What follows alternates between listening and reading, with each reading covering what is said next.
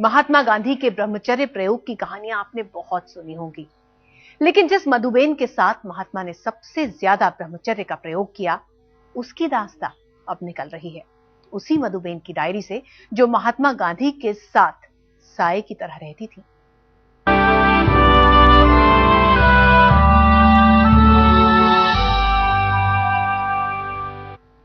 अपने चौथे बेटे के जन्म के बाद महात्मा गांधी ने ब्रह्मचर्य का व्रत लिया, लेकिन इसे प्रयोग की कसौटी पर चढ़ाया करीब 30 साल बाद।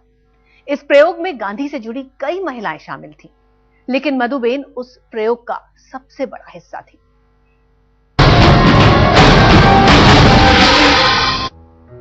तारीख 30 जनवरी 1948, वक्त शाम 5:16, जगह बिरला भवन। उस शाम महात्मा गांधी प्रार्थना के लिए निकले थे। हमेशा की तरह एक तरफ आभा और दूसरी तरफ मनुबेन का सहारा लिए। इसी बीच सामने आ गया था नाथूराम गोडसे। उसने पहले मनुबेन को धक्का देकर एक तरफ गिरा दिया था, फिर उतार दी बापू के सीने में 3 गोली। मनुबेन ने वो सब कुछ अपनी आंखों के सामने देखा था। वो मनुबेन जो महात्मा गांधी के साथ साए की तरह रहती थी। वो मनुबेन जो गांधी जी के आखिरी 2 सालों में उनके लिए सब कुछ थी। उनकी देखभाल करने वाली, उनका खाना पकाने वाली और सबसे बढ़कर उनके ब्रह्मचर्य के प्रयोग को कामयाब बनाने वाली। गांधी के ब्रह्मचर्य के प्रयोगों का सारा सच मनुबेन अपनी डायरी में दर्ज करती चली गई। 10 दिसंबर 1946, श्रीरामपुर, बिहार। आज रात जब बापू, सुशीलाबेन और मैं एक ही बिस्तर पर सो रहे थे, तो उन्होंने मुझे गले से लगाया और प्यार से थपथपाया। उन्होंने बड़े प्यार से मुझे सुला दिया। उन्होंने लंबे समय के बाद मेरा आलिंगन किया था। फिर बापू ने अपने साथ सोने के बावजूद यौन इच्छाओं के मामले में मासूम बने रहने के लिए मेरी प्रशंसा की। लेकिन दूसरी लड़कियों के साथ ऐसा नहीं हुआ। वीना, कंचन और लीलावती ने मुझसे कहा कि वो उनके साथ नहीं सो पाएंगी। 1906 में अपने चौथे बेटे देवदास गांधी के जन्म के साथ ही बापू ने ब्रह्मचर्य का व्रत ले लिया। इसके लिए उन्होंने अपनी पत्नी कस्तूरबा को भी तैयार कर लिया था, लेकिन उसका प्रयोग अपनी जिंदगी के आखिरी कुछ वर्षों में किया। उन्होंने जो सत्य और अहिंसा और करुणा पर जो बात थी, वो उन्होंने रोज की दिनचर्या में हर पहलू पर उसको हर पहलू से जोड़ा और हर पहलू पर उन आदर्शों के प्रयोग किए। रहने के, भोजन के, आहार के, कपड़े पहनने के, उसमें संयम भी आ गया था। ब्रह्मचर्य का संयम भी उनके लिए आ गया था। वो योगी थे। तो अब गांधी के जो मापदंड लेंगे, वो तो एक महायोगी की बात कर रहे हैं आप। इस प्रयोग में कई महिलाएं शामिल थीं, लेकिन मनुबेन की डायरी पर यकीन करें तो गांधी सबसे ज्यादा भरोसा मनुबेन पर ही करते थे। जिस मनुबेन की डायरी से गांधी के ब्रह्मचर्य के प्रयोग का खुलासा हुआ है, वो मनुबेन रिश्ते में महात्मा गांधी की पोती लगती थी, उनके भतीजे की बेटी। वही मनुबेन अपनी डायरी में लिखती है। 1 जनवरी 1947, कथूरी, बिहार। सुशीलाबेन मुझे अपने भाई प्यारेलाल से शादी करने के लिए कह रही हैं। उन्होंने मुझसे कहा कि अगर मैं उनके भाई से शादी कर लूं तो वो नर्स बनने में मेरी मदद करेंगी, लेकिन मैंने उन्हें साफ मना कर दिया और सारी बात बापू को बता दी। बापू ने मुझसे कहा कि सुशीला अपने होश में नहीं है। उन्होंने कहा कि कुछ दिन पहले तक वो उनके सामने बिना कपड़े पहने ही नहाती थी और उनके साथ सोया भी करती थी, लेकिन अब उन्हें मेरा सहारा लेना पड़ रहा है। उन्होंने कहा कि मैं हर मामले में निष्कलंक रहूं और धीरज बनाए रखूं। 1942 के भारत छोड़ो आंदोलन के बाद गांधी और उनकी पत्नी कस्तूरबा आगा खां पैलेस में बंद थे। कस्तूरबा की तीमारदारी के लिए मनुबेन को बुलाया गया। तब वो महज 14 साल की थी, लेकिन 1944 में कस्तूरबा के मरने के बाद मनुबेन गांधी की सेवा में लग गई। 1946 में सिर्फ 17 साल की उम्र में मृदुला गांधी उर्फ मनुबेन गांधी जी की पर्सनल असिस्टेंट बनी और फिर उनकी आखिरी सांस तक साथ रही। गांधी जी के ब्रह्मचर्य के प्रयोगों को वो परत दर परत अपनी डायरी में खोलती चली गई। 10 नवंबर 1943, आगा खां पैलेस, पुणे। एनीमिया के शिकार बापू आज सुशीलाबेन के साथ नहाते समय बेहोश हो गए। फिर सुशीलाबेन ने एक हाथ से बापू को पकड़ा और दूसरे हाथ से कपड़े पहने, फिर उन्हें बाहर ले आई। खुद गांधी ने कभी भी कुछ भी नहीं छुपाया। इंडिया टुडे को मनुबेन की वो 10 डायरी मिली जिनके 2000 पन्नों में गांधी जी के साथ अपने ब्रह्मचर्य के प्रयोगों को उन्होंने विस्तार से लिखा है। मनुबेन जो कुछ लिख रही थी वो गांधी की जानकारी में थी, क्योंकि डायरी पर गांधी के दस्तखत हैं। मनुबेन की डायरी से पता चलता है कि गांधी सार्वजनिक प्रार्थना में भी अपने प्रयोग की खुलेआम चर्चा करते थे। 2 फरवरी 1947, दशधारिया, बिहार। बापू ने सुबह की प्रार्थना के दौरान अपने अनुयायियों को बताया कि वे मेरे साथ ब्रह्मचर्य के प्रयोग कर रहे हैं। फिर उन्होंने मुझे समझाया कि सबके सामने ये बातें क्यों कही। मुझे बहुत राहत महसूस हुई, क्योंकि अब लोगों की जबान पर ताले लग जाएंगे। मैंने अपने आप से कहा कि अब मुझे किसी की परवाह नहीं, दुनिया को जो कहना है कहती रहे। संजय शर्मा, दिल्ली, आज तक। रिश्ते में मधुबेन महात्मा गांधी की पोती लगती थी। गांधी के ब्रह्मचर्य प्रयोग में वो उनका साथ देती थी। ये बात किसी से छिपी नहीं थी। लोगों ने उन्हें इसके लिए मना भी किया, लेकिन मधुबेन को तो महात्मा गांधी में अपनी मां का अक्स नजर आ रहा था।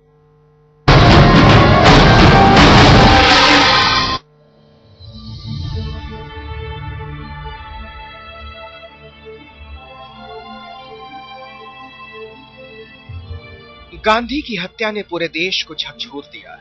देश का पिता चला गया और देश के प्रधानमंत्री के लिए रोशनी। लेकिन उस गांधी की मौत में किसी की मां भी चली गई। वो थी मनुबेन, गांधी जी की पोती और उनके ब्रह्मचर्य के प्रयोग का पवित्र हिस्सा। अपनी डायरी में एक जगह मनुबेन ने लिखा है, 26 दिसंबर 1946, श्रीरामपुर, बिहार।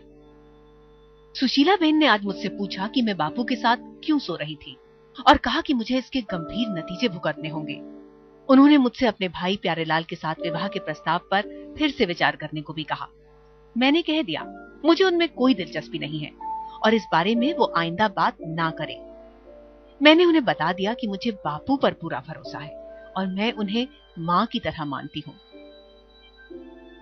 बापू के ब्रह्मचर्य के प्रयोग में पूरा साथ देने वाली मनुबेन ने ये साफ साफ लिखा कि बापू उनके लिए सिर्फ और सिर्फ मां थे, और बापू ने भी मनुबेन से यही कहा था कि वो कई लोगों के दादा और पिता तो हो सकते हैं, लेकिन मां सिर्फ और सिर्फ मनुबेन के लिए है। अपनी मां के साथ बैठना, उठना, सोना, उसके बारे में लोग जो अनाप शनाप बात करते हैं उससे मुझे कोई फर्क पड़ने का नहीं। मनुबेन की डायरी से पता चलता है कि खुद गांधी भी मानते थे कि वो मनु के लिए मां ही थे। 14 नवंबर 1947, बिरला हाउस, दिल्ली। मैं कई दिनों से बुरी तरह अशांत हूं। बापू ने जब ये देखा तो कहा कि अपने मन की बात कह दो। उन्होंने कहा कि मैं कईयों का पितामह और पिता हूं, जबकि मां तो सिर्फ तुम्हारी हूं। मैंने बापू को बताया कि इन दिनों आभा मुझसे बहुत बेरुखी से पेश आ रही हैं। यही वजह है। बापू ने कहा कि उन्हें खुशी हुई कि मैंने मन की बात उन्हें बता दी, लेकिन अगर ना बताती तो भी वो मेरे मन की अवस्था को समझ सकते थे। उन्होंने कहा कि मैं अंतिम क्षण तक उनके साथ रहूंगी, लेकिन आभा के साथ ऐसा नहीं होगा, इसीलिए वो जो चाहे उसे करने दो। उन्होंने मुझे बधाई दी कि मैंने ना सिर्फ उनकी बल्कि औरों की भी पूरी निष्ठा से सेवा की है। बाद में मनुबेन ने गांधी पर एक किताब भी लिखी थी, बापू मेरी मां। हालांकि गांधी ने अपने ब्रह्मचर्य के प्रयोग को दूसरी लड़कियों के साथ भी आजमाया, लेकिन मनुबेन के मुताबिक वो गांधी की कसौटी पर खरी नहीं उतरी। 18 मार्च 1947, मसौड़ी, बिहार। आज बापू ने एक बहुत ही अहम बात का खुलासा किया। मैंने उनसे पूछा कि क्या सुशीला बेन भी उनके साथ निर्वस्त्र सो चुकी हैं? क्योंकि जब मैंने उनसे इस बारे में पूछा तो उन्होंने कहा कि वो प्रयोगों का कभी हिस्सा नहीं बनी और उनके साथ कभी निर्वस्त्र नहीं सोई। बापू ने कहा कि सुशीला सच नहीं कह रही, क्योंकि वो बाराडोली और आगा खां पैलेस में भी उनके साथ सो चुकी थी। बापू ने बताया कि वो उनकी मौजूदगी में स्नान भी कर चुकी हैं। फिर बापू ने कहा कि जब सारी बातें मुझे पता ही है तो मैं ये सब क्यों पूछ रही हूँ।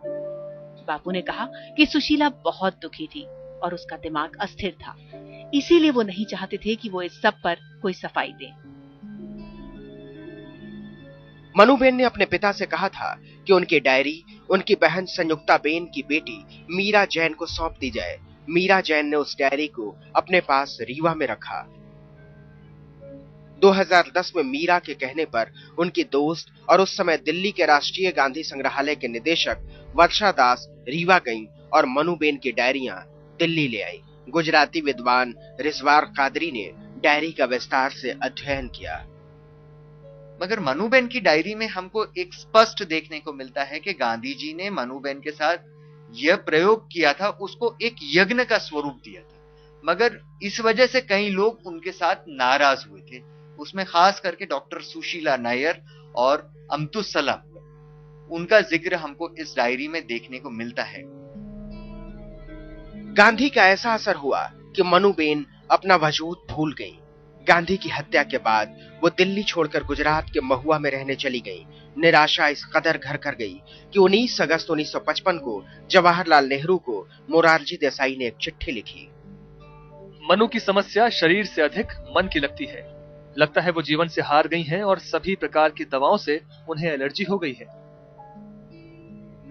इत्तेफाक देखिए, जिस साल दुनिया गांधी का 100वां सालगिरह मना रही थी, उसी साल यानी 1969 में मनुबेन एक शाम चुपके से इस दुनिया को अलविदा कह गई।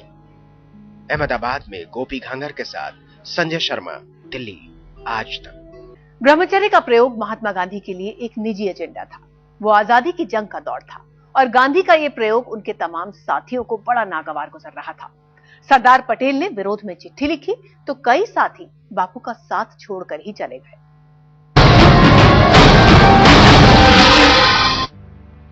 दिल्ली से नोआखाली और गुजरात से बिहार तक गांधी के साथ साये की तरह मनुबेन का रहना आजादी के बड़े बड़े नेताओं को भी रास नहीं आ रहा था।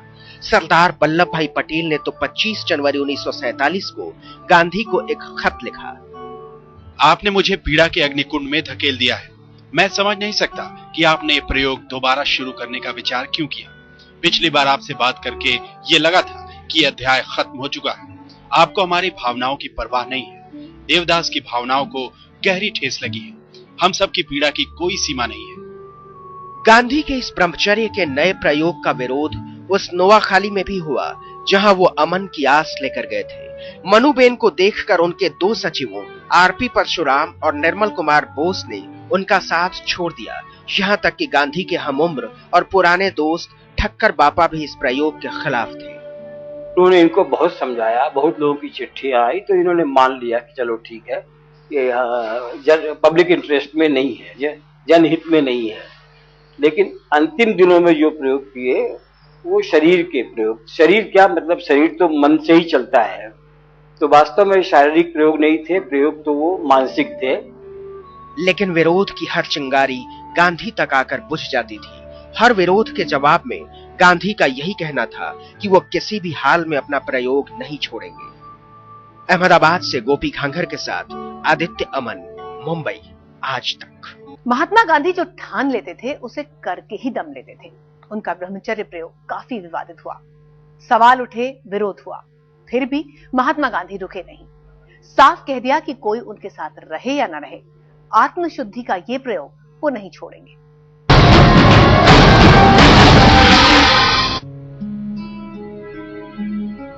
गांधी के ब्रह्मचर्य के प्रयोग पर बहुत सवाल उठे। सरदार पटेल और किशोर भाई मशरूवाला जैसे उनके भक्त तक चढ़ गए, मगर गांधी थे कि उन्हें किसी की परवाह नहीं। अपनी डायरी में मनुबेन ने लिखा है, बापू ने ठक्कर बापा से कहा कि ब्रह्मचर्य धर्म के 5 नियमों में से एक है और वो उसकी परीक्षा में सफल होने की भरसक कोशिश कर रहे हैं। उन्होंने कहा कि ये उनकी आत्मशुद्धि का यज्ञ है और इसे वे सिर्फ इसलिए नहीं रोक सकते क्योंकि जन भावनाएं पूरी तरह इसके खिलाफ हैं। इस पर बापा ने कहा कि ब्रह्मचर्य की उनकी परिभाषा आम आदमी की परिभाषा से बिल्कुल अलग है और साथ ही पूछा कि अगर मुस्लिम लीग को इसकी भनक लग गई और उसने इस बारे में लांछन लगाए तो क्या होगा।